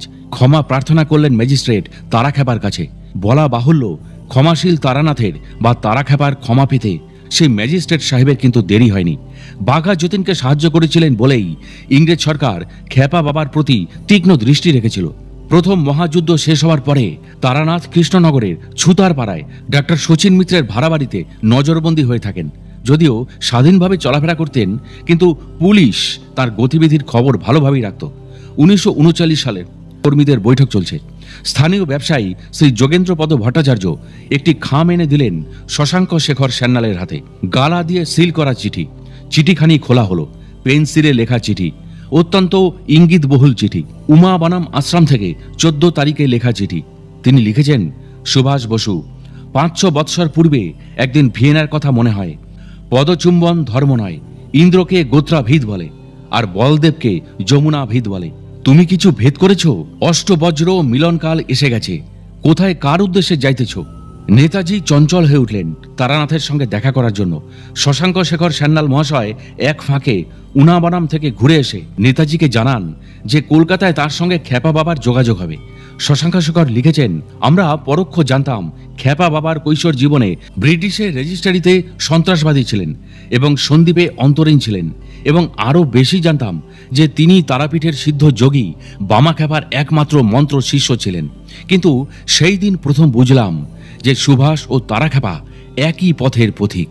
সুভাষচন্দ্রের নির্দেশ অনুসারে তারাখ্যাপার কাছে অষ্টবজ্র সম্মেলনের কথার ব্যাখ্যা চাওয়া হয়। তিনি আবার লিখে দেন সুভাষকে, তোমার কর্মক্ষেত্র ইউরোপের রণাঙ্গনে, সেখানেই তোমাকে যেতে হবে। ভিয়েনার প্রসঙ্গে জিজ্ঞাসা করা হলে খ্যাপা বাবা ইঙ্গিতে যা বলেন তা হল, বিঠল ভাই প্যাটেলের রোগশয্যার পাশে শুশ্রূষারত সুভাষ যখন উদ্বিগ্ন ও বিপন্ন বোধ করছিলেন, তখন শ্রীমৎ খ্যাপা বাবা সূক্ষ্ম দেহে সুভাষচন্দ্রের কাছে ছিলেন। নেতাজি সুভাষ এই প্রসঙ্গে কোনো প্রতিবাদ করেননি, বরং সমর্থনের সুস্পষ্ট ইঙ্গিত দিয়েছিলেন। কলকাতায় থাকার সময় রাজনীতিবিদ, সাংবাদিক, দার্শনিক, তান্ত্রিক, চিকিৎসক, কবিরাজ, বিশ্ববিদ্যালয়ের অধ্যাপক, স্কুলের শিক্ষক, ধর্মযাজক এবং আরও বহু জিজ্ঞাসু তার কাছে যেতেন। তারাখ্যাপা বিশেষভাবে তাদের নৈতিক চরিত্র পরীক্ষা করতেন। তারপরেও যারা শরণাগত হতেন তিনি তাদের স্থান দিতেন। একই আধারে সাধক, বিপ্লবী ও মহাপণ্ডিত ছিলেন তারাখ্যাপা, তারানাথ বা খ্যাপা বাবা। বামদেবের শিষ্য হরিচরণ শাস্ত্রী মহাশয় প্রথমবার বামদেবের কাছে যাওয়ার পরে আবার ফিরে আসছেন। চন্দননগর থেকে চুঁচুড়া যাচ্ছেন নৌকায়, যেখানে তার কর্মস্থল। সঙ্গীদের মধ্যে ছিলেন ফণীবাবু এবং ভূপতিবাবু। ফণীবাবু ভূপতিবাবুকে জিজ্ঞাসা করলেন, খ্যাপা বাবার কোনো উন্নত শিষ্য কি আছে? ভূপতি বললেন, হ্যাঁ, একজন খ্যাপা চেলা অর্থাৎ তারাখ্যাপা আছেন, তিনিও সিদ্ধ পুরুষ। হরিচরণ বাবুর মনে হলো, খ্যাপা তো অর্থাৎ বামদেব তো তাঁর মাকে বাঁচিয়ে দিলেন না, অন্য খ্যাপা অর্থাৎ তারাখ্যাপা কি তার মনের বাসনা পূর্ণ করবেন? মাতৃবিয়োগের পর হরিচরণ বাবু অত্যন্ত কাতর হন। তার বাসনা ছিল বামদেব কৃপা করে যদি তার মৃতা জননীকে পুনর্জীবিতা করে দেন। অন্তর্যামী বামদেব হরিচরণ বাবুকে বিনা প্রশ্নেই জবাব দেন, বাবা, আমারও তো মা ছিল, সে যে দুধু মা, সে আর মাই দেয় না, এখন তারামার মাই খাই, এ মা তো আর মরবে না। হরিচরণ বাবু কোনো প্রশ্ন না করলেও ভূপতি বাবু অর্থাৎ ভূপতি পাণ্ডা বললেন, তারাখ্যাপা জুরনপুরে থাকেন। 1913 সালে চৈত্র মাসে চুঁচুড়ার কাছারিতে উকিল শ্রী গিরিশচন্দ্র চট্টোপাধ্যায় হরিচরণ বাবুকে বললেন, হরি, তোদের খ্যাপা আমাদের বাসায় এসছেন, তাকে দেখতে যাবি না? হরিচরণ বাবুর মনে খটকা লাগলো, বামদেব তো কোথাও তেমন যান না, হঠাৎ হুগলিতে এলেন কেন? পর মুহূর্তেই গিরিশচন্দ্র বললেন, তোর খ্যাপা বাবা আর বড় চেলা ছোট খ্যাপা এসছেন। আনন্দে আত্মহারা হয়ে গেলেন হরিচরণ বাবু। গিরিশবাবুর বাসায় এসে দেখেন সেখানে দীর্ঘকায়, দীর্ঘকেশ, গৈরিক বসন এক সন্ন্যাসী ও আরও একজন গৃহী ভদ্রলোক বসে আছেন। সন্ন্যাসীর অঙ্গ থেকে জ্যোতি বেরোচ্ছে। তারাখ্যাপাকে প্রণাম করে হরিচরণ বাবু বসলেন। তারাখ্যাপা বললেন, আজ এখানে থাকো। তার কথায় হরিচরণ বাবু সেখানে থেকে গেলেন। সঙ্গী ভদ্রলোকের নাম হরিপদ মৈত্র, ময়ূরভঞ্জে কাজ করতেন। গিরিশবাবুর গুরুভাই। সবাই মিলে গঙ্গা তীরে গেলেন। সদালাপে মন তাদের স্নিগ্ধ হলো। রাত্রে খাবার সময় গিরিশচন্দ্র ও হরিপদবাবু ঘরের ভেতরে গেলেন। হরিচরণ বাবু ও তারাখ্যাপা তখন বৈঠকখানায়। একটি হরিণের চামড়ার উপর তারাখ্যাপা শুয়ে আছেন। তিনি হরিচরণ বাবুকে বললেন, ওরে, আমার মেরুদণ্ডে একটু পুরনো ঘি মালিশ করে দিত। তার শিশি থেকে ঘি নিয়ে মালিশ করছেন হরিচরণ বাবু। মনে সংশয় উপস্থিত হলো। তার মনে হলো, ইনি এত বড় যোগী, আকুমার ব্রহ্মচারী, তাঁরও মেরুদণ্ডের দৌর্বল্য। সঙ্গে সঙ্গে মধুর কণ্ঠে উত্তর দিলেন তারাখ্যাপা, ওরে, অতিরিক্ত হটের ফল। মরমে মরে গেলেন হরিচরণ। তার মনে যে সংশয় উঠেছিল তা মুহূর্তের মধ্যেই ধরা পড়ে গেছে সিদ্ধ সাধক তারাখ্যাপার কাছে। সেবা করছেন হরিচরণ। তার আবার মনে হলো, খ্যাপা বাবা অর্থাৎ বামদেব তো কোনো অনুষ্ঠান দিলেন না, এর কাছেও কি তা পাবেন না? ইনি কি গুরুকৃত্য করবেন না? তারাখ্যাপা সেই মুহূর্তে ভর্ৎসনা করে উঠলেন, কি, একজনকে মাথা বেচে আবার অন্যকে তা বেচার ইচ্ছা? হরিবাবুর মনে বাসনা হয়েছে, পরে যদি তারাখ্যাপা দয়া করে তার বাড়িতে পায়ের ধুলো দেন। তিনি জিজ্ঞাসা করলেন, আপনি এখানে কদিন থাকবেন? তারাখ্যাপা বললেন, আগামীকালই কলকাতায় যাব। হরিচরণ বাবু এই প্রসঙ্গে লিখেছেন, আমি ভাবলাম মুখে বলিব না, দেখি আমার বাসনা পূর্ণ করেন কিনা। পরে নিদ্রাদেবীর কোলে বিশ্রাম রইলাম। প্রত্যুষে দাদা অর্থাৎ তারাখ্যাপা উঠিয়া আমাকে উঠাইলেন। গিরিশ দাদার আতিথ্য স্বীকারান্তে উভয় ভ্রাতায় কলিকাতায় যাত্রা করিলাম। ব্যান্ডেলে রেলগাড়ি ধরিয়া হাওড়ায় নামিলাম। দাদাকে জিজ্ঞাসা করিলাম, আপনার জন্য গাড়ি করা যাক, কোথায় যাইবেন? তিনি হাসিয়া বলিলেন, তোর ইচ্ছা যখন তোর বাসায় লইয়া যাস, তখন সেথায় যাইব। হরিচরণ বাবু তারাখ্যাপা সম্পর্কে একসময় সংক্ষিপ্তভাবে বলেছিলেন, ইনি কঠোর ব্রতী, নিষ্ঠাবান, গঙ্গা জল ছাড়া ব্যবহার করেন না, সপাক আহার করেন, অতি অল্পাহারী, প্রাচীন মুনি ঋষিদের মতো ত্যাগী, জ্যোতি যজ্ঞ শাস্ত্র জ্ঞান অগাধ, ভূত ভবিষ্যৎ জ্ঞান অভ্রান্ত, যোগ সিদ্ধি তাহার করতলগত। 1931 সালের একদিনের অদ্ভুত একটা ঘটনার সাক্ষী ছিলেন হরিচরণ শাস্ত্রী। এই ঘটনাটির বিবরণ তিনি দিয়েছেন এইভাবে। তারাখ্যাপাজি মধ্যে মধ্যে কলিকাতায় আসিয়া এক একটি বাড়ি ভাড়া করিয়া লইয়া বাস করিতেন। একদিন দুপুরে বিডান রোডের একটি বাড়িতে গিয়া দেখি তিনি ঘরের মাদুরে শুইয়া ছটফট করিতেছেন, কেউ কোথাও নাই। কি ব্যাপার জিজ্ঞাসা করায় হাউ হাউ করিয়া ছোট ছেলের মতো কাঁদিয়া উঠিলেন ও হাউতাস করিতে লাগিলেন। আমি তো হতভম্ব, কি বলিয়া সান্ত্বনা দিই, ভাষা নাই। পরে তিনি চক্ষের জলে বুক ভাসাইয়া বলিয়া উঠিলেন, আরে আমি কি অন্যায় করেছি? জ্বর আলথান করছি একাই, মা নিজে এসে আমায় পাখার বাতাস দিচ্ছেন, আমি চোখ মেলে চেয়ে দেখি। ব্যাপার বুঝে মার হাত থেকে পাখা ছিনিয়ে নিয়েছি রে, মার হাতে কত লেগেছে, কত অন্যায় আমি করেছি রে বলে আবার কেঁদে উঠলেন। অনেক কষ্টে তাহাকে শান্ত করা গেল। এ সিদ্ধি কি সহজলভ্য! আনুমানিক বাংলা 1332 সালে একবার তারাখ্যাপা নদিয়া জেলার ধর্মতা গ্রামে যান ভক্ত বসন্ত চট্টোপাধ্যায়ের বাড়িতে। ধর্মতা গ্রাম মুরাগাছা রেল স্টেশন থেকে 2 মাইলের পথ। সঙ্গে ছিলেন ডাক্তার অভয়পদ চট্টোপাধ্যায় এবং আরও একজন ভদ্রলোক। হঠাৎ একদিন সকালে বললেন, আজ যাব, টিকিট কেটে নিয়ে আয়। বসন্ত চট্টোপাধ্যায়ের বাড়িতে কর্ত্রীকে বললেন, এদের তাড়াতাড়ি খাইয়ে দাও। বাড়ির কর্ত্রী তারাখ্যাপা বাবার সঙ্গীদের খাইয়ে দিলেন। দুধ জাল দিয়ে খেতে দিলেন তারানাথকে। তিনি তৈরি হয়ে নিলেন। একটা বালতির মধ্যে তার যাবতীয় জিনিস থাকত। তিনি সেইটি নিয়ে রওনা হলেন। পথে নামতেই তারা দেখলেন কালো মেঘে আকাশ ছেয়ে আছে, দূরে বৃষ্টি হচ্ছে তা বোঝা গেল। ইতিমধ্যে বড় বড় বৃষ্টির ফোঁটা এসে গায়ে পড়তে লাগলো। ডাক্তার চট্টোপাধ্যায় খেপা বাবাকে বললেন, বাবা জোর বৃষ্টি আসছে, কি করে যাব? তাছাড়া এখান থেকে তো স্টেশন অনেকটা পথ, ট্রেন তো আগেই ছেড়ে দেবে। খেপাজি শুধু বললেন, এগিয়ে চলো। বৃষ্টি থেমে গেল। তারা যে পথ দিয়ে হাঁটছিলেন তার পিছন দিকে ও সামনের দিকে বৃষ্টি হচ্ছিল, অথচ তাদের গায়ে বৃষ্টি লাগলো না। এগিয়ে যত যাচ্ছেন ততই দেখছেন মেটে রাস্তা প্রচণ্ড বৃষ্টিতে কাদায় ভরে উঠেছে। বৃষ্টি স্তম্ভনের কথা তারানাথ বাবার সঙ্গীরা শুনেছিলেন, এবার নিজের চোখেও তারা দেখতে পেলেন। এদিকে স্টেশনে পৌঁছতে তখনও 1/2 মাইল পথ। শুনতে পেলেন ট্রেনের বাঁশি বাজছে, এবার ছাড়বে। 3 জনে চলেছেন। তারাখ্যাপা বললেন, আমরা না গেলে ট্রেন ছাড়বে না। স্টেশনে হাজির হয়ে দেখেন ট্রেনটা দাঁড়িয়ে রয়েছে। স্টেশন মাস্টার শশধর চক্রবর্তীকে তারানাথ বললেন, টিকিট দাও। শশধর বললেন, বাবা ট্রেন তো কখন যাবে ঠিক নেই, ইঞ্জিন খারাপ হয়েছে, রানাঘাট থেকে নতুন ইঞ্জিন না এলে ট্রেন চলবে না। তারাখ্যাপা জবাব দিলেন, তুমি টিকিট দাও, দেখো ট্রেন এখনই চলবে। তারাখ্যাপা কখনো তার গন্তব্য স্থানের কথা বলতেন না, কিন্তু যাদের কাছে টিকিট চাইতেন তারা বাবার কৃপায় যেন বুঝতে পারতেন। স্টেশন মাস্টার কলকাতার টিকিট দিলেন 3খানা। 3 জনে গাড়িতে উঠলেন। গাড়িতে ওঠার পরেই ট্রেনের কর্মীরা হইচই করে উঠল। বিকল ইঞ্জিন সচল হয়েছে। ট্রেন আবার চলতে শুরু করলো। নৈহাটি আসতেই খেপা বাবা বা তারাখ্যাপা বললেন, নামো সবাই এখানে। একটা ঘোড়ার গাড়ি ভাড়া করে সবাই উঠলেন। বললেন, হরপ্রসাদ শাস্ত্রীর বাড়িতে চলো। আলিপুরের তখনকার ডেপুটি ম্যাজিস্ট্রেট শৈলেশ মুখোপাধ্যায়ের মা তখন অসুস্থ। তিনি তখন ওই বাড়িতেই আছেন। তারাখ্যাপা তাকেই দেখতে যাচ্ছেন, অথচ আগে কোনো কথাই তিনি বলেননি কাউকে। নির্দিষ্ট বাড়িতে পৌঁছে নামলেন তারানাথ। বললেন, যা বাড়ির ভেতর বুড়িকে খবর দে, আমি এসেছি। শৈলেশবাবুর মাকে সংবাদ দেওয়া হলো। তারাখ্যাপা বৃদ্ধার শয্যার পাশে এসে দাঁড়ালেন। বৃদ্ধা বললেন, বাবা এসেছো? আমার প্রার্থনা তাহলে শুনতে পেয়েছ? এবার আমি যাই। হাত তুলে প্রণাম করার ভঙ্গি করলেন। তারানাথ আর দাঁড়ালেন না। দরজার বাইরে এসে তাড়াতাড়ি গাড়িতে উঠলেন। বাড়িতে তখন কান্না রোল উঠেছে। তারাখ্যাপা বাবার একজন প্রিয় শিষ্য ছিলেন ডাক্তার গঙ্গাধর দীর্ঘাঙ্গী। একদিন ডাক্তার দীর্ঘাঙ্গী রোগী দেখতে গেছেন। অল্প বয়সী এক বালক রোগ যন্ত্রণায় ছটফট করছে। হঠাৎ হেঁচকি তুলে নীরব হয়ে গেল ছেলেটি। ডাক্তার দীর্ঘাঙ্গী সেই বিপন্ন মুহূর্তে গুরুর নাম স্মরণ করে ওষুধ তার মুখে দিলেন। নিষ্পন্দ দেহ কিছুক্ষণ বাদে প্রাণের স্পন্দনে চঞ্চল হয়ে উঠল। সঙ্গে সঙ্গেই আরেকটি ঘটনা ঘটল। ওই ছেলেটির বোন বিছানার ওপর বসেছিল, সে হঠাৎ খাট থেকে মেঝেতে পড়ে মারা গেল। এই ঘটনার কয়েকদিন বাদে ডাক্তার দীর্ঘাঙ্গী তারাখ্যাপা বাবার কাছ থেকে একটা কড়া চিঠি পেলেন। চিঠিতে প্রচণ্ড গালিগালাজ পড়ে অভিমান হলো ডাক্তার দীর্ঘাঙ্গীর। গুরু তাঁকে এত কুকথা বললেন। অনেক দিন আর দেখা হয়নি। প্রায় বছর খানেক বাদে তারাখ্যাপা কলকাতায় এসে হঠাৎ ভোরবেলাতে গিয়ে হাজির হলেন ডাক্তার দীর্ঘাঙ্গীর বাড়িতে। কড়া নাড়লেন।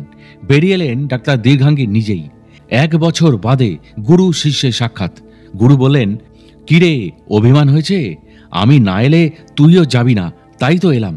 ডাক্তার দীর্ঘাঙ্গী আকুল হয়ে গুরুর পায়ে লুটিয়ে পড়লেন। তখনও পুরো অভিমান কাটেনি। ডাক্তার দীর্ঘাঙ্গী বললেন, বাবা, আপনি আমাকে চিঠিতে অমন ধারা লিখলেন কেন? তারাখ্যাপা হেসে বললেন, তুই রোগীকে ওষুধ দিবি তো আমার নাম স্মরণ করে কেন? ছেলেটার আয়ু ছিল না, তবুও তোর ডাকে ওর আয়ু ফেরাবার চেষ্টা করতে হলো। আর দেখ, তাই মেয়েটা মারা গেল। তোর পাপের ভোগ তো আমাকেই ভুগতে হবে। তাই 1 বছর ধরে তোর জন্য জব করছি, যাতে তোর অমঙ্গল না হয়। বিস্ময়ে অবাক ডাক্তার দীর্ঘাঙ্গী। তিনি তো এই ঘটনা গুরুকে জানাননি। পর মুহূর্তে হাউ হাউ করে কেঁদে উঠলেন শিশুর মতো। অনুতাপে হৃদয় জ্বলে গেল। এই দেবকল্প গুরুর প্রতি তিনি অভিমান করে বসেছিলেন। তিনি বুঝতে পারলেন, গুরু সর্বদাই শিষ্যের কাছে থাকেন। শিষ্যের মান বাঁচাবার জন্য গুরুর প্রাণান্তকর চেষ্টা। উগ্র তাপস ও মহাযোগী তারাখ্যাপা পায়ে হেঁটে গঙ্গা পার হয়ে যেতেন। কখনো বা নিজেকে অদৃশ্য করে অন্য স্থানেই চলে যেতেন। তারাপীঠের সাধক যতীন্দ্রনাথ পাণ্ডা বলতেন, তারানাথ বাবা একই রাত্রে তারাপীঠ থেকে জুরনপুরের শ্মশানে যাতায়াত করতেন। একদিনের ঘটনা, তারাখ্যাপা বাবাকে কৃষ্ণনগরে খড়ে বা জলঙ্গি নদী পার হতে দেখা গেল। মনে হলো তিনি যেন নৌকায় উঠলেন, কিন্তু যাত্রীরা ওপারে পৌঁছাবার সঙ্গে সঙ্গেই দেখলেন যে খ্যাপা বাবাজি ওপারে নদীর তীরে আগে থেকে দাঁড়িয়ে আছেন। জিজ্ঞাসা করিলেন একজন, বাবা, আপনাকে দেখলাম যেন নৌকায়, কি করে আগে চলে এলেন এইখানে? জবাব দিলেন না তারানাথ। প্রসঙ্গ ঘুরিয়ে অন্য কথা বলতে লাগলেন। বিজ্ঞান কলেজের প্রাক্তন হেড ক্লার্ক যতীন ভৌমিক তারাখ্যাপাজির ভক্ত ছিলেন।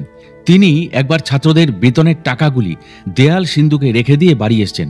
পরদিন অফিসে গিয়ে তো তার চক্ষু চড়ক গাছ, একটা টাকাও নেই। কর্তৃপক্ষ বিশ্বাস করলেন না। তারা দায়ী করলেন ভৌমিক মহাশয়কে। পুলিশ এলো, সন্দেহ করল তাকেই। কাজ থেকে সাময়িকভাবে বিচ্যুত হলেন তিনি। যতীনবাবু এসে কেঁদে পড়লেন তারাখ্যাপার কাছে। খ্যাপাজি অর্থাৎ তারানাথ তখন কলকাতায় ডাক্তার চট্টোপাধ্যায়ের বাড়িতে। খ্যাপা বাবা শুনে খানিকক্ষণ চুপ করে ধ্যানস্থ হয়ে রইলেন। তারপরে বললেন, তোমার হেফাজত থেকে যখন গেছে তখন একটু কষ্ট দেবে বই কি, তবে টাকা ফেরত পাওয়া যাবে খানিকটা, তোমার কিছু হবে না। শুনে খানিকটা আশ্বস্ত হলেন যতীনবাবু। এদিকে কর্তৃপক্ষ ডিটেকটিভ নিয়োগ করেছেন। গোয়েন্দা বিভাগের লোক এসে অনুসন্ধান করে দেখলেন চাবির গর্তের চারিপাশে কয়েক ফোঁটা মোম লেগে আছে। সন্দেহ হলো যতীনবাবুর কাছে চাবি রয়েছে, তবে তিনি কেন চাবির গর্তে মোম ঢালতে যাবেন? কেউ নিশ্চয়ই নকল চাবি করেছে। কয়েকজন বেয়ারা থাকতো বিজ্ঞান কলেজেই। তাদের ভাবগতিক দেখে পুলিশ সন্দেহ করল। শেষ পর্যন্ত তারা কবুল করল টাকা তারাই নিয়েছে। তাদের জেল হলো। যতীনবাবু আবার কর্মে নিযুক্ত হলেন। ডাক্তার অভয়পদ চট্টোপাধ্যায়ের স্ত্রী সন্তান সম্ভবা। প্রথম সন্তান ও স্ত্রী রয়েছেন তার পিত্রালয় ব্যারাকপুরে। শ্বশুরমশাই ননীগোপাল বন্দ্যোপাধ্যায় মেয়েকে যত্নে রেখেছেন। তা সত্ত্বেও তার হলো এক মারাত্মক রোগ। মিলিটারি হাসপাতালে ডাক্তার নার্স এসে দেখাশোনা করছিলেন। শেষ পর্যন্ত তাকে দেওয়া হলো মরফিয়া ইঞ্জেকশন ঘুম পাড়িয়ে রাখার জন্য। এবারে শুরু হলো মৃত্যুর সঙ্গে লড়াই। ডাক্তারেরা হাল ছেড়ে দিলেন। এই সময় তারাখ্যাপাজি ডাক্তার চট্টোপাধ্যায়ের কলকাতার বাড়িতে আছেন। তিনি বলেন, অভয় ডাক্তার, তুমি তোমার স্ত্রীর কাছে চলে যাও। কাছেই ছিলেন বঙ্গবাসী কলেজের ডেমনস্ট্রেটর শ্রী বলাই ঘোষ। তাকে বললেন তারানাথ, বলাই, একটা নতুন হাড়ি আর হলুদ নিয়ে এসো। তারাখ্যাপাজি হলুদ জলে গুলে কিছু ক্রিয়া করে তা রাখলেন নতুন হাড়িতে। তারপর তার জন্য নির্দিষ্ট ঘরে ঢুকে বললেন, দেখো কেউ যেন ঘরে ঢুকতে চেষ্টা না করে। দুপুরবেলা ঢুকলেন ঘরের মধ্যে, বেরোলেন তার পরের দিন সকালবেলায়। বেরিয়েই বললেন, অভয় স্ত্রী বেঁচে গেল, তবে বাচ্চা থাকবে না। ওদিকে ব্যারাকপুরে রোগিণীর অবস্থা আকস্মিকভাবে মোড় ঘুরে গেল সকালবেলাতেই।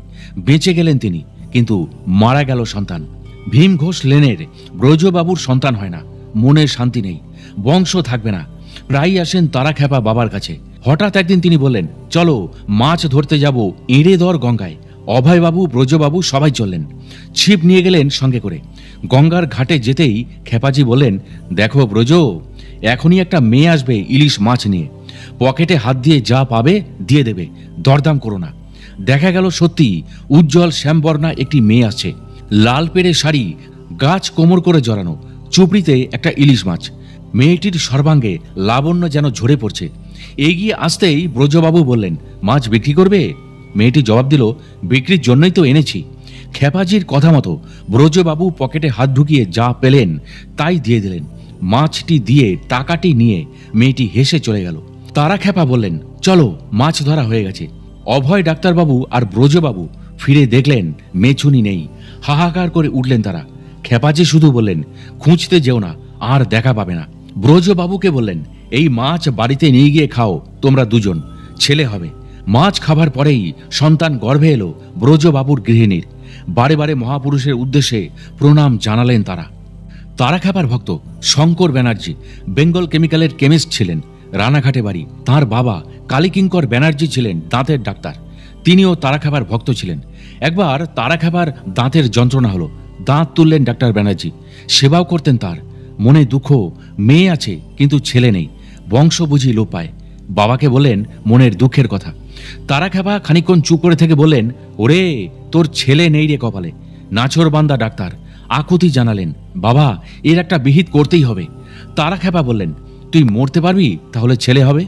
ডাক্তার বললেন, হ্যাঁ বাবা, তাই যদি হয় আমার মৃত্যুতে কোনো ভয় নেই, কিন্তু মরলে ছেলে হবে কি করে? খেপাজি বললেন, সে তোকে ভাবতে হবে না।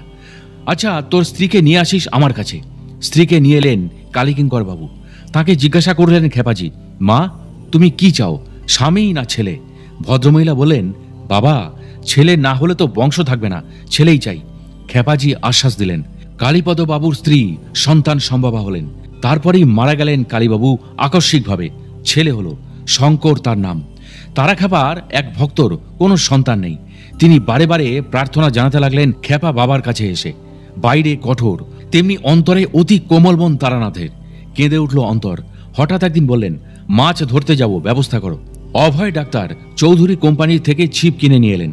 লিলি কোম্পানির যদু ব্যানার্জি বললেন, বাবা আপনি চন্দননগরে চলুন, সেখানে আমার বেআইয়ের বাড়ির পুকুরে প্রচুর মাছ আছে। আসল উদ্দেশ্য বেআই মশাইয়ের বাড়িতে মহাপুরুষকে নিয়ে যাওয়া। বাইরের বড় পুকুরে মাছের চার ফেলা হলো। তারাখ্যাপা সঙ্গীদের নিয়ে গেলেন চন্দননগরে।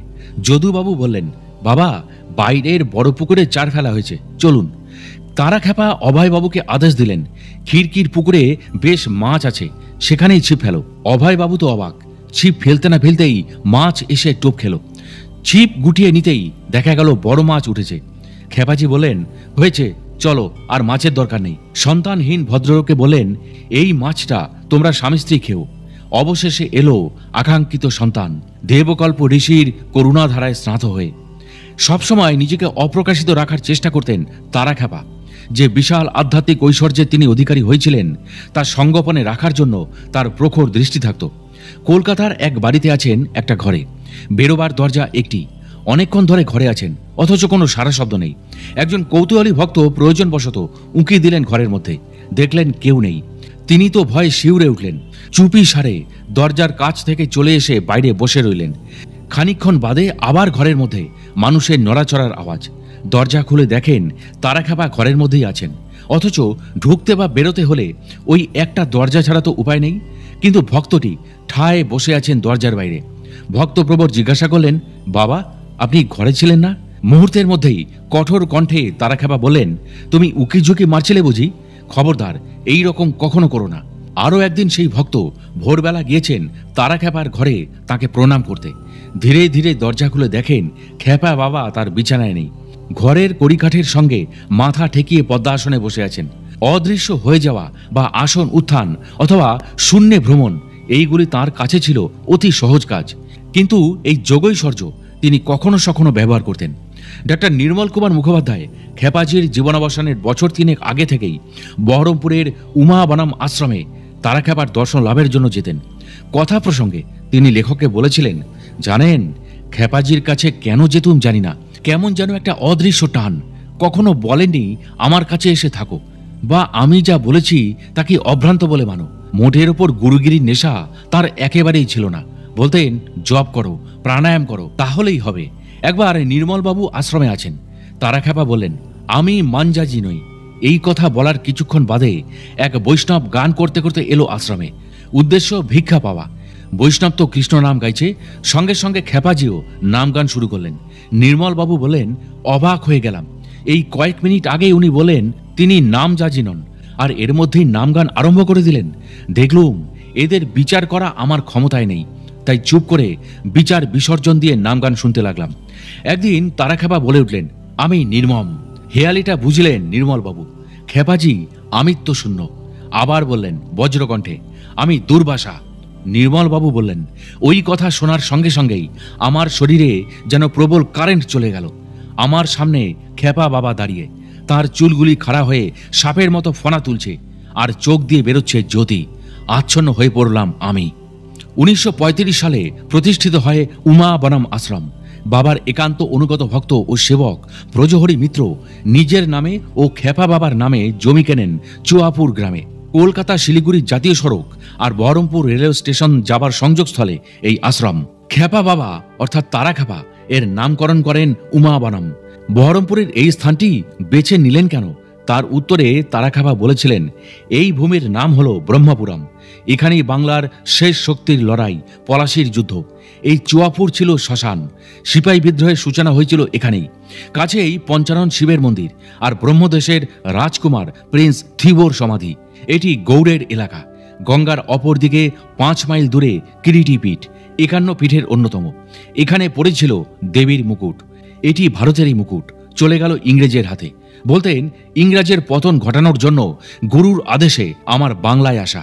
বাঙালি জাতির হীনতা লক্ষ্য করে তিনি সখেদে বলেছিলেন, আচারহীন পশুর দেশে এনেছ কুলকামিনী।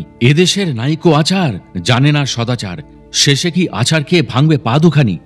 মায়া বর্জিত সাধকের হৃদয়ে দেশমাতৃকার জন্য কি অসীম মায়া। বলতেন, আমি ব্রতশীল ব্রাহ্মণ সন্ন্যাসী নই। তাই বিজয়া দশমীর পরে যারাই যেতেন প্রণাম জানাতে সবাইকে মিষ্টিমুখ করতেন। তাই বলে পায়ে হাত দিয়ে প্রণাম করতে দিতেন না। বলতেন সকলকে, মাটিকে প্রণাম করো। এই মাটি হলো মা, এখান থেকেই তোমার দেহ পুষ্ট হয়েছে। যুবকেরা এলে জিজ্ঞাসা করতেন বাবা মা আছেন কিনা। থাকলে বলতেন, আমার কাছে এসেছো কেন? তাদের সেবা করলেই সব পাবে। যাদের উপনয়ন বা পৈতে হয়েছে তাদের বলতেন নিয়মিত ত্রিসন্ধ্যায় গায়ত্রী জপ করতে। তিনি বলতেন, লেখাপড়া ছেড়ো না বাবা, নিরক্ষরতার চেয়ে বড় অভিশাপ আর নেই। তার মতে ধর্মের পথ 3টি, জ্ঞান, কর্ম ও উপাসনা। 3টি নিয়েই ভারতের সাধনা। তিনি আরও বলতেন, সাধন মার্গ অত্যন্ত দুর্গম। ভূত, প্রেত, পিশাচ, যক্ষ, গন্ধর্ব, কিন্নর অধ্যুষিত প্রদেশ অতিক্রম করেই তো দেব দর্শন। ধর্ম বহুদূর। যারা মনের সন্ধান রাখে না তারা ধর্ম পাবে কোথায়? দ্বিতীয় মহাযুদ্ধ আরম্ভ হয়ে গেল। ভবিষ্যৎ দ্রষ্টা সাধকের চোখের সামনে ভারতের স্বাধীনতার ছবি ফুটে উঠল। আরও গুটিয়ে নিলেন নিজেকে। তারাখ্যাপা ছিলেন শুদ্ধ সত্য মহাপুরুষ। শক্তি সাধনায় তিনি চূড়ান্ত অগ্রসর হয়েছেন, কিন্তু বাহ্য মৈথুনাদির প্রয়োজন এই দিব্যাচারী সাধকের কখনো হয়নি। সিদ্ধ দেহের অভ্যন্তরে যে অমৃতময় রসধারা প্রবাহিত, সেই রসধারা তার ক্রিয়া অনুষ্ঠানে সাহায্য করেছে। তার আপাত ভীম ভৈরব ভঙ্গির অন্তরালে সদা লুকিয়েছিল এক পরম দিব্য ভাব ও দিব্যাচার। তার হৃদয়ে তারা ব্রহ্মময়ের আসনখানি চিরস্থায়ী। জন্ম জন্মান্তরের সাত্ত্বিক সংস্কারের ভিতর দিয়ে মহাসাধকের জীবনটি এই কারণে অপরূপ মহিমায় ফুটে উঠেছিল। তারাখ্যাপা বলতেন, যে মাটি থেকে সরার জন্ম সর্বজীবের দেহ পুষ্ট হয়, সেই জননী জন্মভূমির বন্ধন ঘুচানোর জন্য লেখাপড়া, শিক্ষা বা জ্ঞান অর্জন করা একান্ত দরকার। স্বাধীন রাষ্ট্র ছাড়া কর্মসাধনা চলতে পারে না। তিনি বলতেন, ভগবানকে ভুলে থাকা মহাপাপ। তাকে ভোলার জন্য আমাদের সর্বদাই অপরাধ হচ্ছে। তার নাম স্মরণ, মনন, কীর্তন করতে হবে। যেমন রয়েছে, যে মানুষ পৃথিবীতে রাম নাম জপ করেন তাদের কখনো মৃত্যুর ভয় থাকে না। রাম, কৃষ্ণ, শিব, দুর্গা, কালী প্রভৃতি যে নামে মানুষ অভয় পায়, সেই নামের পক্ষেই এ কথা প্রযোজ্য। নাম ও নামই অভেদ। নিদ্রাকে তারাখ্যাপাজি জয় করেছিলেন। বলতেন, আমি গুড়া কেশ হয়েছি। ঘরের মধ্যে বসে শুধু ধ্যান জপ তার নিজের জন্য নয়, অগণিত মানুষের কল্যাণ কামনায়। বললেন একজনকে, আমি সপ্তভূমি গ্রীষ্মময় পুরী, বর্ষাময় পুরী, হিমালয় পুরী অতিক্রম করে বশিষ্ঠ ঋষির মতো স্বদেহে আবার ফিরে আসব। ভক্তরা বুঝতে পারলেন না যে তার প্রিয় দেবতা মর্তলীলায় ছেদ টেনে এবার যাবার উপক্রম করছেন। অবশেষে এলো 1945 সালের ডিসেম্বর মাস। শতবর্ষে পৌঁছেছেন বীর সাধক তারানাথ তারাখ্যাপা খ্যাপা বাবা। তারা নামে অন্তর্মুখ হয়ে থাকছেন তারানাথ। মা এবার তার আদুরে ছেলেকে টেনে নেবেন তার নিজের কোলে। সামান্য রোগ টেনে নিলেন নিজের দেহে খেপাজি। এলো 6 ডিসেম্বর মহাক্ষণ, বৃহস্পতিবার। বৃহস্পতিবারেই বামদেব তারাখ্যাপাকে দিয়েছিলেন মহামন্ত্র। অপরাহ্ন 5:15 গুরুমুদ্রা ধারণ করে বসলেন তারাখ্যাপা। কয়েকবার সুগম্ভীর উচ্চারণ করলেন তারা তারা। তারা নামে উজ্জ্বল হয়ে উঠল সেই ঘরটি। চির সমাধিতে লীন হয়ে গেলেন তারা মায়ের খেপা ছেলে। এক তীব্র আলোক শিখা মিলিয়ে গেল মহাব্যোমে। বৈরাগিনী সন্ধ্যা তার আঁচল বিছিয়ে দিল আশ্রম ভূমিতে। তন্ত্র সাধক ও সাধনার জগতে নেমে এলো এক বিরাট ছেদ। প্রিয় দর্শক ও শ্রোতা, আজকের এই কাহিনীটি আপনাদের কাছে কেমন লাগলো তা অবশ্যই আমাকে কমেন্ট ও লাইক দিয়ে জানাবেন। এবং এই ধরনের কাহিনী নিয়মিত যদি পেতে চান তবে অবশ্যই আমাদের সাধক অলৌকিক রহস্য ইউটিউব চ্যানেলটি একটুও মনে দ্বিধা না রেখে বা সময় নষ্ট না করে এখনই সাবস্ক্রাইব করে ফেলুন এবং পাশের বেল আইকনটিও অল করে দিতে ভুলবেন না। তাহলে আজকের মতো বিদায় নিচ্ছি। খুব শীঘ্রই ফিরে আসছি কোনো মহাত্মা যোগী পুরুষের অলৌকিক জীবন কথাকে নিয়ে।